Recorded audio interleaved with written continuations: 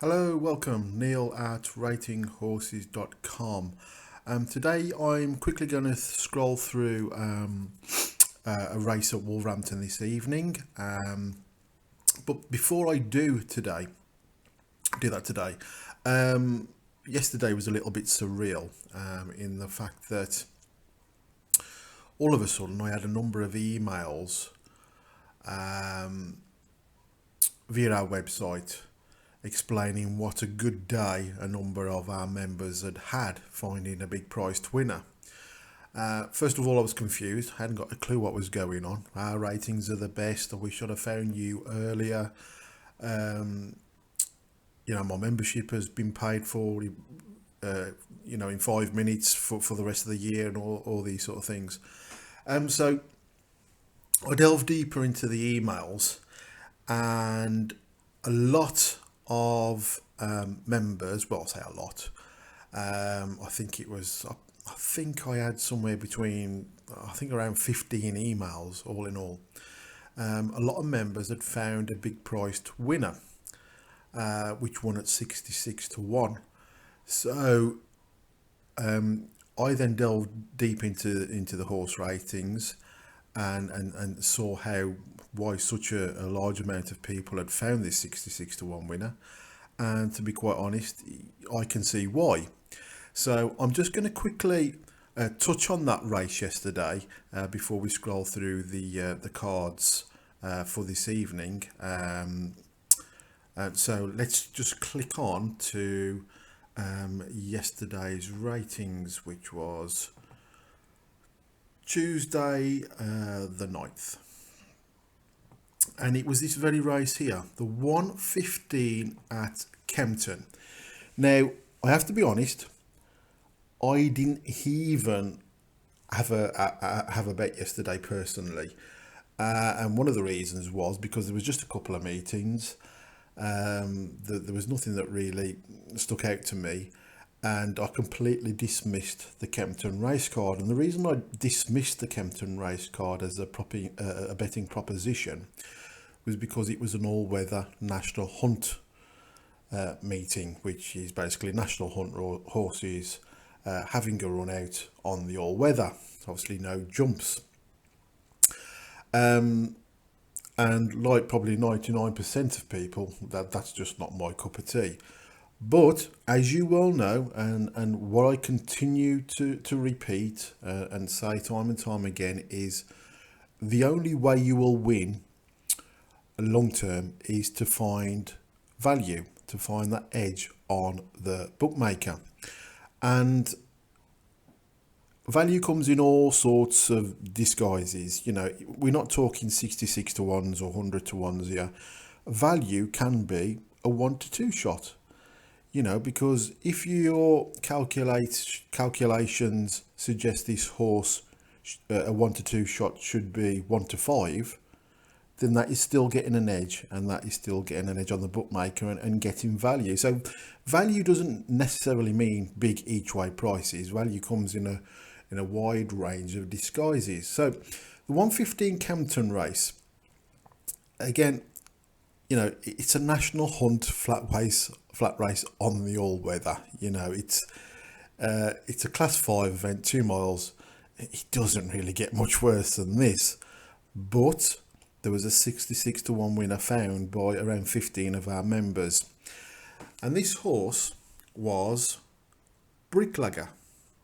Now, of course, as you can imagine, the ratings are pretty low because national hunt horses don't tend to run very often on the all-weather in national hunt flat races. So we can see here Bricklagger has had 2 runs, 7th and 9th, not got great ratings. But one of the keys that I personally look at, and it's something that I've not touched on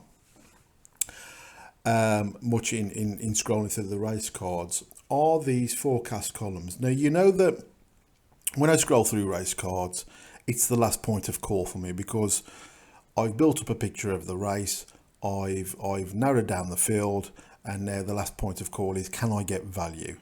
If I can get value or close to good value, then I will place a wager. But one of the ways you can use these ratings, and I know a lot of our members do this, is find the horse that has got the biggest discrepancy for value. And what I mean by that is this column here is our odds column, and that is software used to perfect what we think the horse should be, what sort of price this horse should be to be qualifying as value.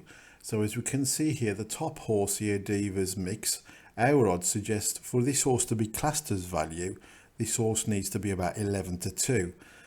We can see that the forecast odds for when the ratings were collated the evening before, this horse was around 13-8. So offers no value whatsoever. So I know a lot of our members will look through these our odds column and the forecast columns on the evening and look at the horses that have got the biggest value. So if I just quickly go through this, I mean, everybody, I'm not saying every member does this and uses these two columns in this way, but this is how I use it. There's no discrepancy there, there's no value. In this column here, Phillipsdown Ellen, we can see that this horse offers value by around 4.5 points, because our odds suggesting this horse should be around 11-2 and the forecast odds was 10-1. So that's like 4.5 points in value. And I personally scroll down all the cards and look for the first couple or 2 or 3 horses that offer the biggest value. We can see here there's at about an 8-point discrepancy in our favour for value on this horse. And if we scroll down, we'll see a few more. There's around a 3-point discrepancy here in our favour. This horse here, Hello, offers 24 points discrepancy. So if you thought this horse is showing something stands out to you, you could see straight away that this horse is definitely offering value, because our odds suggest that this horse should be around 8.5-1, but it was put up at 33-1. And we go down the column, so we can see that Southfield Megan, if you fancy this horse, potentially this horse is giving us a 35-36 point value, because our odds suggest this horse should be around 14-1, but it has been put up as a forecast price of 50-1. And the actual winner, Bricklagger, our odds suggest this horse should be around 13-2 or bigger to offer value, and of course this was put up at 40-1 the evening before racing. So again, this is a horse that is heavily giving us value if you felt this horse had some sort of each way chance. Now, as we can say, there's not an awful lot in the ratings. Obviously the top 3 are 5 clear of the rest, but as I say, it looks a fairly open event. A national hunt flat race on mule weather, over 2 miles. But if we quickly scroll through, the positives are for Bricklagger is that, well, at least it's had a couple of runs on a track. Some of these horses haven't had a run. We can see that the trainer Emma Lavelle has got an RTF of 67%. So again, that means that 67% of her horses that have run over the last 14 days are considered to have run to form or better. So that's good. If we look at the OF strategy, which is our in-house algorithm, we can see that this horse is top rated and quite a while clear, over 21 points clear of the second rated horse. We can also see that this horse is top ranked on our speed figures. Again, you have to take this with a little bit of pinch of salt, because there's some of these runners that have never been on the racetrack before. So of course, speed figures information is not available. But the power rating again, although it's 4th, it is only 6 less than the top rated horse of 38. Now you've got 38, 30. They're not great power rating scores, but all in all, you can see why a number of our members highlighted this horse. If we scroll across, we can see that Emma Lavelle had just had the 3 runners in the last 14 days. Of course, this may well be due to the current cold snap that we've had, because obviously there's not been an awful lot of national hunt racing. But she's got a 33% win strike rate there. So, you know, you can see that there's a number of reasons why Bricklagger was highlighted through these key stats, and most importantly, it offered fantastic value of around 35 points in our favour. And of course, although this horse was forecast at 40 to 1 when the rates were collated on Monday evening, this horse continued to drift and actually went off at 66 to 1. And well, if you were brave enough to back it on Betfair as a win and place, you would have got 87.62 for the win and 20 for the place. So that is just one of the ways of finding each way value. Again, you may well have been like me. I didn't even look at a Kempton National Hunt all-weather flat card, you know, but it just shows, if you've got key data that shows up, and most importantly, the horse is offering value, you know, you can find some really juicy prized winners. So I hope that's helped you moving forwards. As again, like I say, value is the key, but value doesn't necessarily mean a 66 to 1 winner. You know, a value can mean odds on if you think that horse should be shorter. So value does come in all sorts of disguises, but congratulations if you were one of those members that found this winner at what is, you know, a massive price. Congratulations to you. And that's why we always say try and build up a bit of a picture of the race, because, you know, there's lots of key data. You don't necessarily need to look at one key data. Some people do, of course.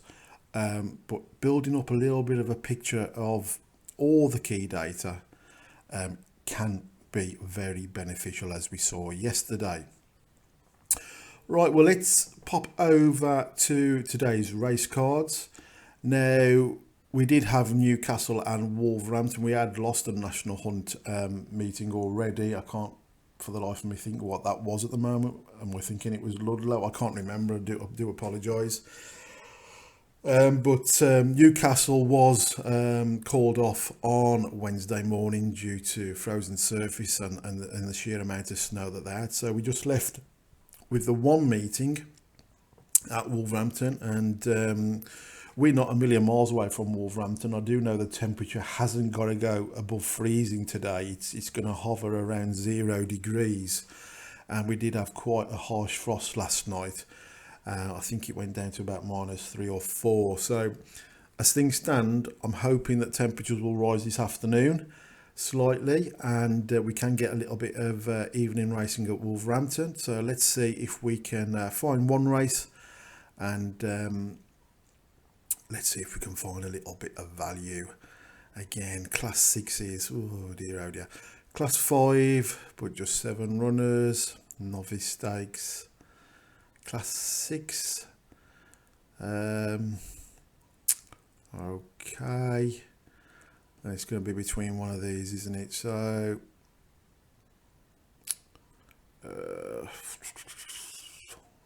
meeny, miny, mo. Listen, should we just go for the last race on the card, the 8:15 at Wolverhampton, class 6, 12 runners go to post, and let's see if we can find a little bit of value. Well, if we start from the left-hand side here, we can see that there's not an awful lot on the R2 until you get to the bottom 3 or 4 runners, then the scores drop right off. The R1, we've got Kingsley Clarion, that's got an R1 of 14, which is clear of the others. Ford has 11, Dr. Nuno has 11, Secret Potion 9, Breath of Spring and Jeffrey Harris have 8. There's a little bit of a draw bias here. We're looking for horses preferably that have a low to middle draw, so we must bear that in mind. There's no course and distance winners in this race, but there are a number of course winners and there are a number of distance winners. If we look at the OF, we can see there's two horses joint, Top Quarry Beach and Dr. Nuno. And there are a couple of negative horses which tend to be at the bottom 3 or 4 horses, which again have got poor ratings. So unless these 3 or 4 horses have preferable data or something that shines out moving across the spreadsheet, we'll probably be dismissing these bottom 3 or 4. We can see the actual top rated horse, Kingsley Clarion, has a negative rating for the OF with a rank of 8. So again, that is something we do need to keep an eye on. And we can see the speed figure is not great with a rank of 8. Kingsley Clarion is 3rd ranked with a rating of 42, and we have 2 horses joint top on the power rating, which are Ford and Dr. Nuno. And if you have to be honest, you got to say that the key data is preferable for these 2 horses over the top rated Kingsley Clarion. And if we move down, we can see that Quarry Beach has a number of key data here, rank 4 and joint top speed. So let's scroll across and see what the official figure rating data is. We can see that Kingsley Clarion was off a mark of 55 6 runs ago. Is now up £2 for that. It has won off a high of 83, so well below his rating of what he's won off before. Ford 53 steadily climbed up the handicap. 56 last time out. Has been put down £1 for finishing 7th last time out. He's off a mark of 55, and we can see this horse has won off a few pounds higher in the past. Dr. Nuno 54 has gone up in the rate, 62, and he's now on 60, so he's up £6 from 6 runs ago. Has never won off a mark this high before. If we look at the others, Secret Potion has dropped £7 from 6 runs ago, 64 to 57. Has won off a mark of 63 in the past. If we go down to Quarry Beach, 72, steadily drifted down the handicap to 64. He's now off 62 today, but you can see the horse form hasn't been fantastic, although the trainer seems to be in good form at the moment. So let's have a look at the trainer form. Harry Dunlop, we can see in the last 14 days has had no winners from the 2 runs in the last 14 days, but both runners are considered to have run to form or better. So although he's not had any winners from those 2 runners, his horses do seem to be running to form. Blue Cable, Michael Atwater, 2 winners from 11, of which a third of those horses are considered to have run to form. Kingsley Clarion, John Butler, 1 winner from 9, 11% strike rate, but you say that 7 or 8 of these runners are considered to have run to form or better, so John Butler does seem to be in good form. Dr. Nuno, just the 1 winner from 41 runs, which is poor, and around 40% of these runners are considered to have run to form, so that's probably a bit of a negative, and of course it's got a negative draw bias. Not an awful else to consider there. So let's try and build up a bit of a picture here. Kingsley Clarion is top rated, good draw bias, 2nd last time out, of the same mark as last time, and of course although that mark is 57, it has won off £26 higher in the past. We can see this horse is 8, coming a bit long in the tooth now, but I'm going to put this down as a possible, but let's remember this key data here is pretty much negative 8, but the power rating is decent at 3. Ford, well, we can see that Ford, the trainer's had no runners in the last 14 days. The horse is got a good draw bias. Is down, sorry, it's up £2 from 6 runs ago, but it has got good key data here. So I'm going to put that down as a possible. Dr. Nuno, I'm going to dismiss. Now, the reason I'm going to dismiss this is because it's got key data here, but it's got a poor draw bias.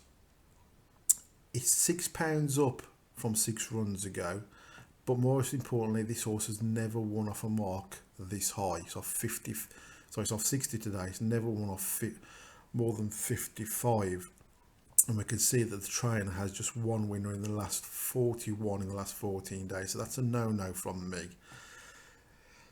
There's nothing else that particularly sticks out with this data for the next few horses.